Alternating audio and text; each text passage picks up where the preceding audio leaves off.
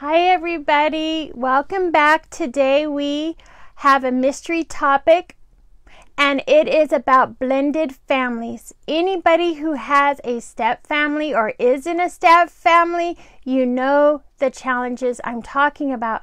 But today I want to give you tips or strategies or a new perspective on perhaps how to communicate in the family with our stepchildren or our step parents, right? Okay, this is my favorite topic, love to talk about because I have been a step parent for almost half of my life, if not half of my life, right? So let's just dive right in. Blended families, like all families, right? There is blended attitudes that go with it, right? Okay, first of all, we need to take the time to know our stepchildren. Take the time to know them. Observe what they are doing, what they like. And then once you find out what they like or what they're doing, perhaps get involved. Or if they're in sporting events, go to their sporting events. If they love video games, perhaps figure out how to play one of their video games. Or if you can't figure out how to play one of their video games, like me, okay, make sure maybe bring them like snacks or different things like that, right? So it feels like they're not forgotten or that you're really trying, right? So we need to figure out, and we got to remember we're the adults. So you can't expect them just to open up, right? Because we're the adults, we're the step parents, we're the bonus parents, right? So we need to reach out to them. It is not their responsibility to reach out to us, right? It is our responsibility to reach out to them.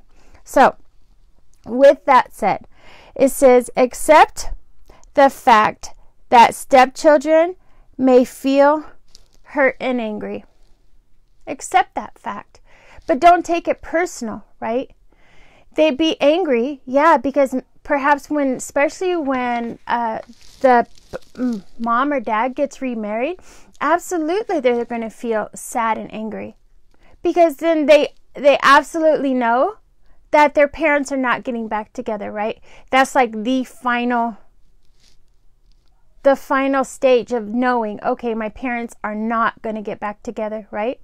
And then sad and angry because now it's not like you do things, mother and the dad don't do things together. It's not a family unit in that manner like what he's used to. So now he has to have change too. He or she has to have change, right?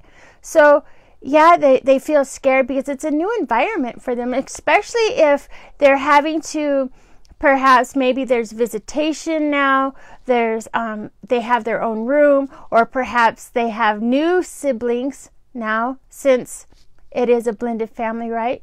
Sometimes there is other children at hand, right? So this is all new. It's new for everybody.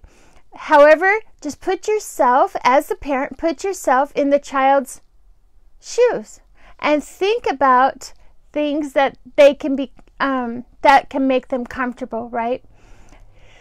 Like I remember many times, what I have done in the past is bring something from home that can stay there at the house, or maybe duplicate something that they have at home so they feel comfortable there, right? What also may feel comfortable is that they're not having to stay the weekend and just have sleep or to live during the weekend out of a little Safeway sack, right? Or a little duffel bag. Perhaps have a drawer for them with their own clothes in there.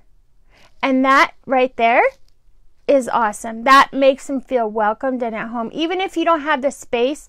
And sometimes there's times that we haven't made the move yet, so they could have their own room. So at least make a space for them so they feel welcomed, right? And not forgotten. They don't feel like a third wheel, right? Okay, here we go. Avoid getting angry because because of your stepchildren's actions. it's tough. For one, it's tough to be a kid. Then now you have double parents. They don't even know what to call you. Do they call you by your name? Do they call you stepmom? Do they call you mom? Do they call you hey you? I mean, like, it's really like a challenging, right? So you can set the tone. If you feel comfortable calling them daughter or son, be my guest, right? But don't, just because you do that, don't expect in return them to call you mom or dad. They will call you mom and dad if and when they feel comfortable. And if they never feel comfortable doing that, that's okay. Do not take it personal. Not as a parent, do not take it personal, right? Do not take it personal. Also, I've had a stepchild before tell me how much they hated me to my face, right? Granted, they were new. We were all new, learning each other, right? But now fast forward, right? If you fast forward in time, X amount of years, they become a little bit more mature. It's definitely changed. Now they laugh at that and they even apologize because of that, right? So you cannot take it personal. Also, as a step parent, you have to have your own space too, right?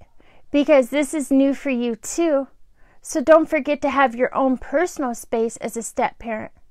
And it's not being selfish. It's just you too need your own personal space. Even if it's like a quiet corner in a bedroom, right? To read. Or perhaps it's your front porch, right? With the swing. Or maybe it's the back porch by the barbecue, right? It's just nice to have a little area that's yours. A little private area that's yours. Okay.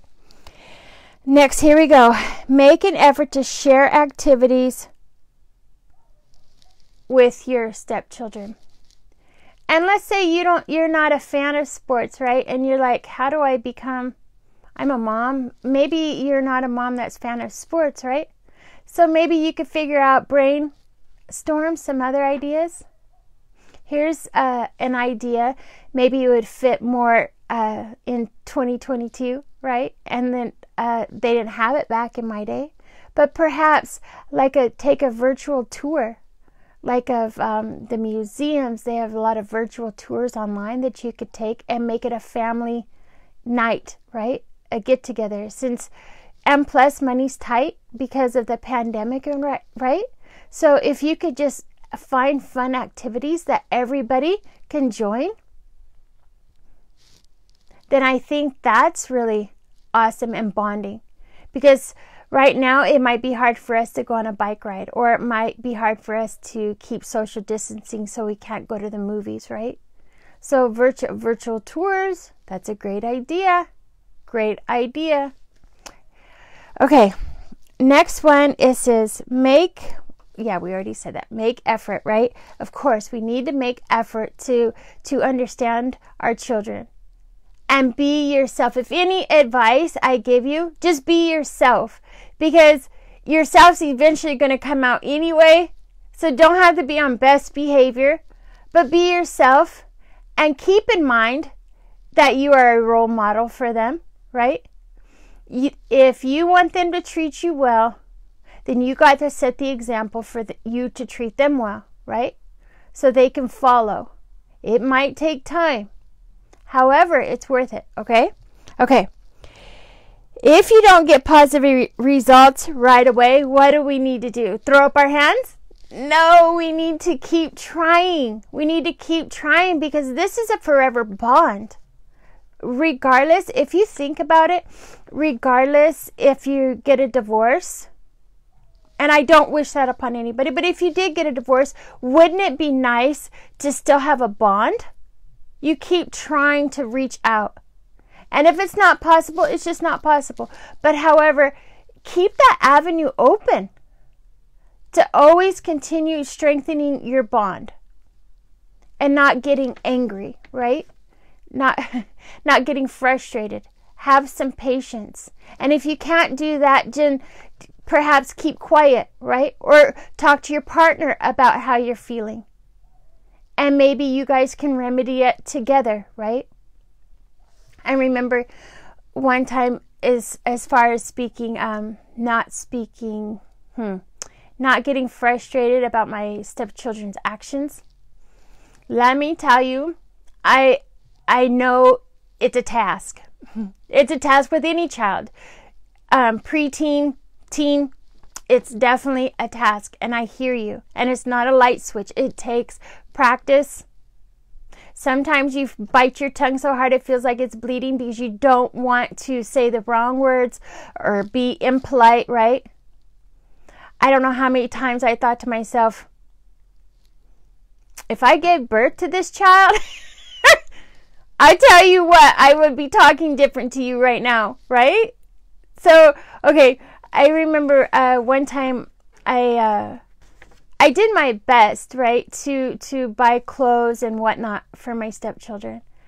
And one time I came in the room, and my stepchild was cutting their socks at the top of their socks off. And I'm like, what are you doing? I just bought these new socks. They were not even old, right? Maybe a couple weeks old, maybe not even that. My stepchild said, well, I don't like how it feels. And if you would have bought more expensive socks, then we wouldn't have this problem. I was frustrated because I gave all I had, right? That's all I had. That's the best as I could. Just your local department store socks, yes, right? They weren't brand name, like brand name. Not like you're buying Nike socks, right? For someone who's growing. Okay. And I was just appalled. Because here I am giving all I had. And apparently in that my child's thinking, it was my fault his socks didn't fit right. So I don't even know. I was like, okay, whatever you're comfortable with. If you want to cut your socks and re-sew your socks or whatever, what are you to do, right? What are you to do? Well, at that point, you just keep trying, even if the buttons are pushed, right? And the only thing I tried to do was not to have such facial features, because maybe my words weren't there because I didn't say nothing really. But I bet you my facial features must have said 1,000 words, right? Okay. It says right here, show patience with your stepchildren. Be stepchildren or regular children. It's just patience. How many times can we look back at our own childhood, right? And think, man, I wish my parents had more patience with us. Maybe not all the time, but I bet there's somewhere in your past or something that you did or something, how you dressed or your friends you had or whatever the situation was, that you wish your parents would have been more patient with you.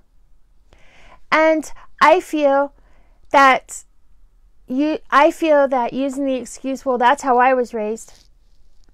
I don't feel that, like, we're adults now. We need to take our own responsibility, right?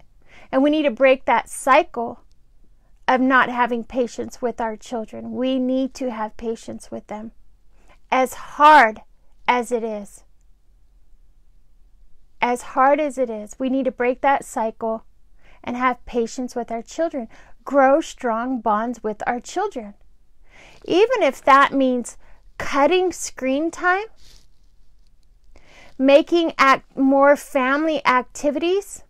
How many times you seen on the commercial about eating supper together?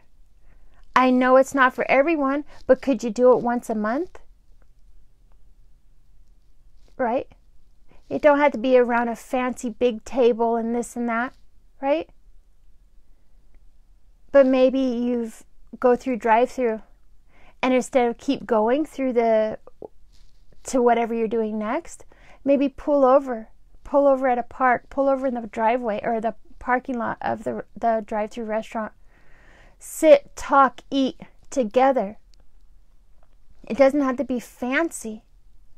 Just grow your bond strong with our children. I really feel that the way society has been, it is definitely a two-income society. And for all you single moms out there, I applaud you for doing whatever it takes to pay the bills and whatever. And I understand it's hard to find quality time. But trust you me, quality time doesn't have to be a whole day, right? It can be 5 minutes here, 5 minutes there. Or just coming home and say, hey, how was your day today?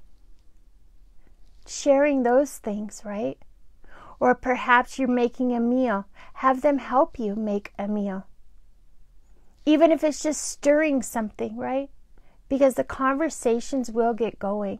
And you can create bonds with your stepchildren, with your regular children. I came from a very abusive childhood. And I've always tried to, I don't have children of my own, mind you. However, my stepchildren are like my children. And I did my utmost best,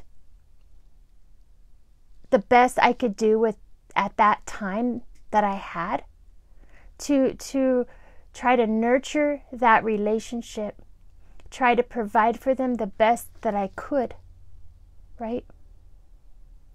Okay, I almost want to be teary-eyed on this conversation, but I love the blended families. I love blended families. I love blended attitudes, right? Because that's what makes us all unique and wonderful. Next, I'm not sure on our next video what we're going to be talking about. I have no idea, so you're just going to stay tuned. But I sure do appreciate all of you that have subscribed, told your friends and family. I appreciate the likes, the comments. I really want to make this Life Accounts and Growing Pains judgment-free zone. I want everybody to be able to bond and talk about hard things, right?